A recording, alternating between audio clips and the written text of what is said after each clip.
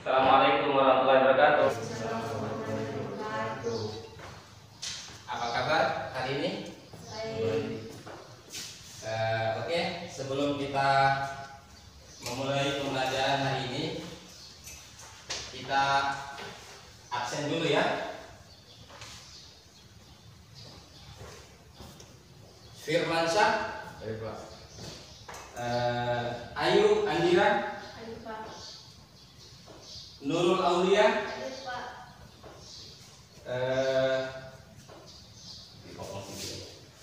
berarti yang tidak hadir hari ini adalah Abdillah dan Magfirah. Ada yang tahu kemana mereka? Oh, nggak tahu ya? Oke, berarti memang tanpa keterangan ya. Minggu yang lalu kita sudah berbicara tentang iman kepada kitab-kitab Allah. Ya. Iman kepada, ada berapa kitab Allah yang wajib diimani? Ada 4. Ya benar, ada 4, yaitu kitab Zabur, Taurat, Injil, dan yang terakhir adalah Al-Quran. Betul sekali. Oke, pada hari ini kita akan masuk pada pembahasan iman kepada Rasul-Rasul Allah. Ya, iman kepada Rasul-Rasul Allah. Setahu kalian, iman kepada Rasul itu rukun iman yang keberapa? Yang keempat? Ya, oke, betul. Iman kepada Rasul-Rasul Allah itu adalah rukun iman yang keempat. Ada berapa rukun iman yang kalian ketahui? Ada rukun iman apa? Ada berapa rukun iman? Ada 6 rukun iman. Iman kepada Allah, iman kepada malaikat, iman kepada kitab-kitab, iman kepada Rasul, iman kepada apa lagi? Qadar dan qadar, iman kepada hari kiamat. Jadi sekarang kita akan berbicara iman kepada Rasul-Rasul Allah. Apa sih iman kepada Rasul Allah itu? Menurut kalian apa iman kepada Rasul Allah? Mempercayai bahwa Allah telah mengutus para Rasulnya untuk memberikan penjelasan kepada manusia, memberikan pelajaran kepada manusia tentang informasi-informasi tentang keesaan Allah Subhanahu wa Ta'ala. Oke, Bapak ada buku paket.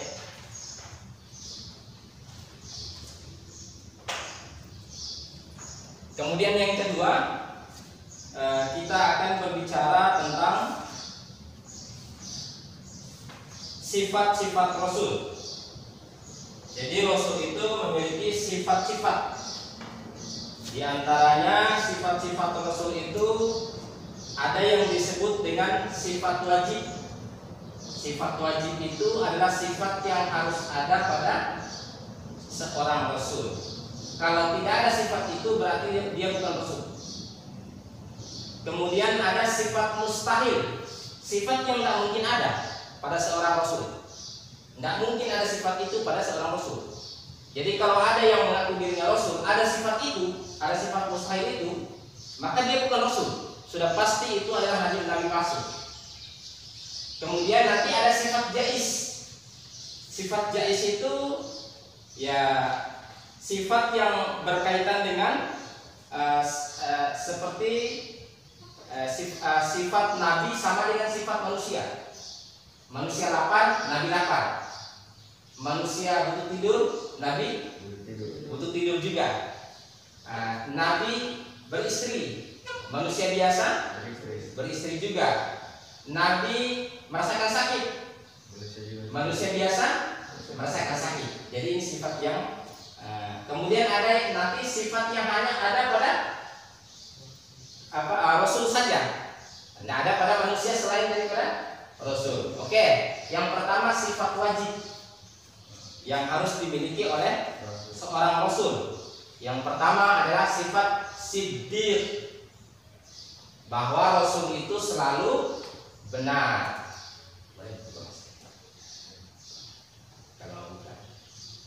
Bahwa Rasul itu selalu benar.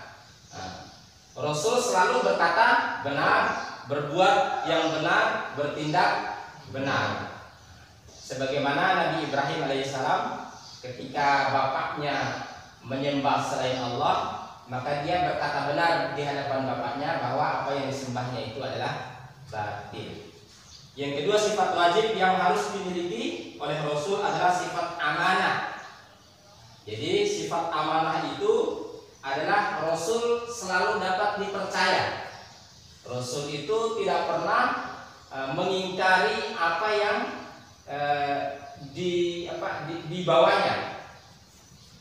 Selalu dapat dipercaya Rasul itu, perkataannya, perbuatannya. Kemudian Rasul memiliki sifat wajib at-tabligh, menyampaikan. Jadi Rasul itu tugasnya adalah menyampaikan wahyu-wahyu Allah. Tidak ada wahyu Allah yang Rasul sembunyikan.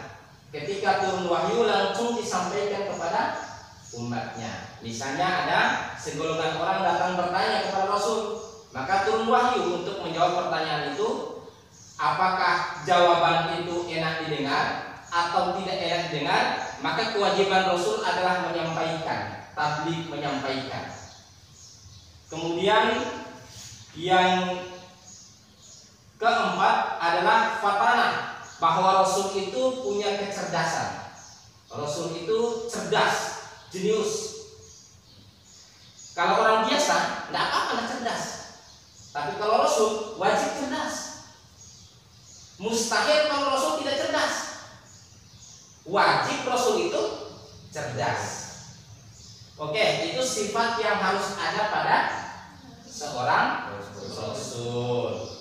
Sekarang sifat yang tidak boleh ada pada seorang Rasul, atau disebut sifat mustahil. Mustahil itu bahasa Arab, bukan bahasa Indonesia. Saya mau bikin rumah di atas air, mustahil. Itu bukan bahasa Indonesia, itu bahasa Arab. Mustahil itu tidak mungkin. Jadi sifat mustahil itu sifat yang tidak mungkin ada pada seorang Rasul. Yang pertama, sifat yang tidak mungkin ada pada seorang Rasul itu adalah al-kizib, bahwa mustahil Rasul itu pembohong.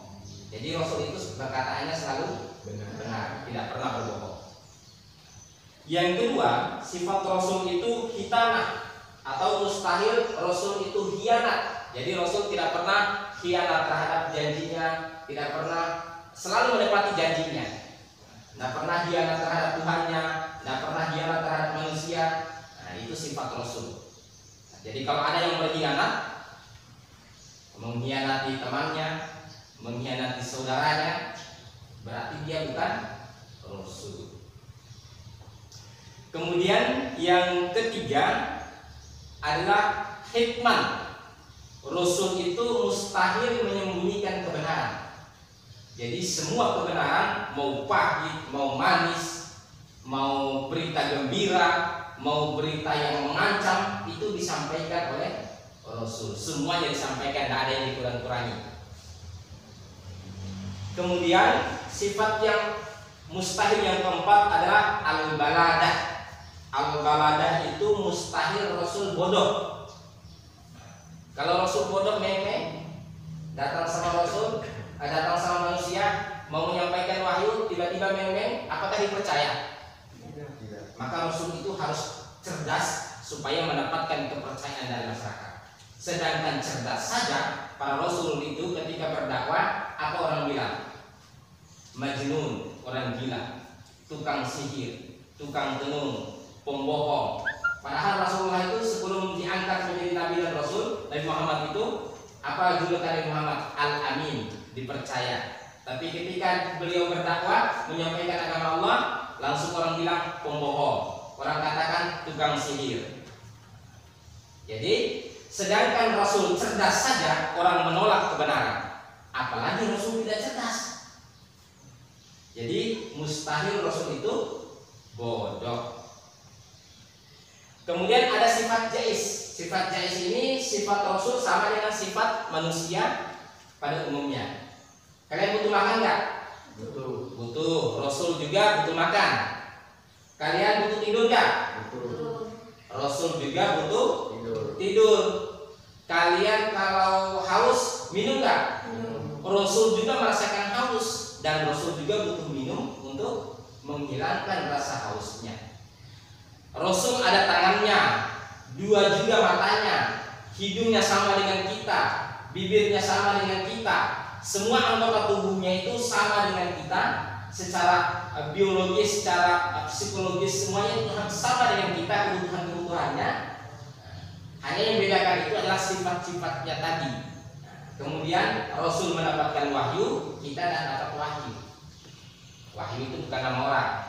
Wahyu itu firman Allah yang Allah turunkan kepada Nabi dan Rasul. Kemudian ada sifat yang hanya ada pada Rasul dan tidak ada pada selain Rasul.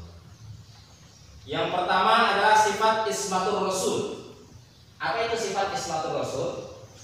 Jadi sifat ismatur Rasul itu sifat bahwa Rasul itu maksum. Tahu apa maksum? Maksum itu diampuni, suci dari dosa. Itu maksum. Jadi sifat Rasul itu suci dari berbuat dosa. Lantas Nabi Adam ketika dia makan buah huldi itu, apakah itu adalah dosanya?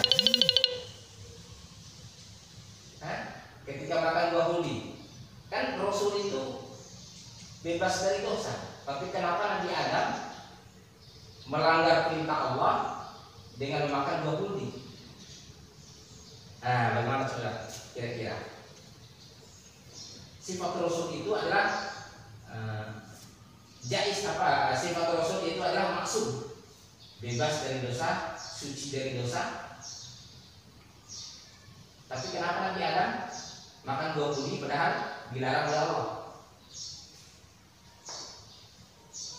Ya, itu adalah bagian dari takdir Allah agar menyempurnakan daripada takdirnya supaya Nabi Adam menjadi khalifah di muka bumi. Kemudian yang kedua, arti lain daripada sifat maksum itu adalah diampuni seluruh dosa-dosanya, mulai dari dulu, kini, dan yang akan datang kalau ada dosanya. Kemudian mengajarkan kepada kita, Nabi Adam itu setelah itu dia bertobat kepada Allah, mengajarkan kepada manusia bahwa setelah melakukan kesalahan kita harus bertobat. Kemudian selanjutnya kita akan berbicara tentang tugas-tugas Rasul. Yang pertama menyampaikan risalah Allah Subhanahu wa taala, kemudian mengajak kepada tauhid, memberi kabar gembira kepada orang mukmin, menunjukkan jalan yang lurus, membersihkan dan menyucikan jiwa manusia, dan sebagai hujah bagi manusia. Oke? Apa hikmah kita beriman kepada Rasul-Rasul? Kalau menurut kalian, hikmah kita beriman kepada Rasul itu apa? Manfaat yang kita peroleh apa? Satu, mengokohkan keimanan kita kepada Allah. Jadi dengan mengimani Rasul, iman kita menjadi kokoh, keyakinan kita menjadi kuat. Kemudian yang ketiga, kita punya contoh, uswatun hasanah, contoh yang baik. Jadi dengan pelajari Rasul itu kita akan memiliki roh model. Jadi bukan artis Korea yang jadi contoh, bukan public figure yang jadi contoh, tapi yang jadi contoh itu adalah Rasul. Kenapa kita mencontohi Rasul? Karena dengan mencontohi Rasul kita akan selamat sebagaimana Rasul dan para sahabat serta orang-orang yang mencontoh Rasul itu selamat. Kalau kita mencontoh artis Korea, tidak ada jaminan untuk selamat. Mencontoh public figure, tidak ada jaminan untuk selamat. Tapi kalau mencontoh Rasul, insya Allah ada jaminan untuk selamat. Oke anak-anak, sudah mengerti apa yang dibahas pada hari ini? Oke. Demikianlah pertemuan kita kali ini. Semoga dengan pertemuan ini kita bisa mengambil faedah, mengambil manfaat, kemudian menambah wawasan kita tentang iman kepada Rasul, sehingga dengan demikian kita dapat mengamalkan apa yang disunnahkan oleh Rasul-Rasul Allah, mencontohi perilaku mereka, dan yang terpenting adalah bagaimana iman kita ini menjadi kuat hingga apa-apa yang diperintahkan oleh Allah dalam Al-Quran dapat kita amalkan dengan sesempurna-sempurnanya. Minggu depan kita akan masuk pada bab lain. Demikian pertemuan kita hari ini. Assalamualaikum warahmatullahi wabarakatuh. Waalaikumsalam.